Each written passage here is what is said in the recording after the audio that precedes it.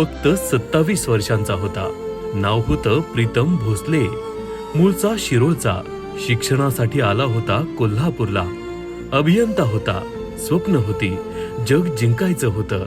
पण नियतीनं खेळ खेळला. एका क्षणात ब्रेन स्ट्रोकनं त्याला कोमात ढकललं. शस्त्रक्रिया झाली, पण डॉक्टरांनी सांगितलं यातून तो काही वाचणार नाही. कुटुंबावर दुःखाचा डोंगर कोसळला होता. डोळ्यातून अश्रू थांबत नव्हते, पण त्या अश्रूंमध्येही एक ठाम नजर होती. प्रीतमच्या आईवडिलांनी एक निर्णय घेतला. आपल्या लेकराचं दुःख मागे ठेवून इतरांना संधी द्यायचा. अवयवदान हा शब्द उच्चारतानाही काळजात कळ उठली असेल, पण त्यांनी ती वेदना आपल्याच हृदयात दडपून ठेवली. 2 किडन्या, 1 लिव्हर, त्यातील 1 किडनी लगेच एका रुग्णावर प्रत्यारोपित झाली.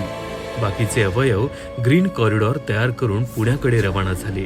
आणि त्या क्षणी प्रीतमच्या रूपानं 3 जीवांना नवं जीवन मिळालं. अवयवदान म्हणजे मृत्यूवर विजय आहे. आणि प्रीतमच्या कुटुंबियांनी तो विजय आपल्या दुःखावर मात करून जिंकला.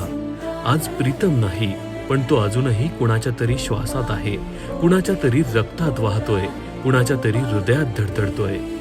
धन्यवाद प्रीतम. तुझं आयुष्य संपलं, पण तू मृत्यूनंतरही इतरांना नवं जीवन देऊन गेलास. प्रीतमला भावपूर्ण श्रद्धांजली. अवयवदान महादान.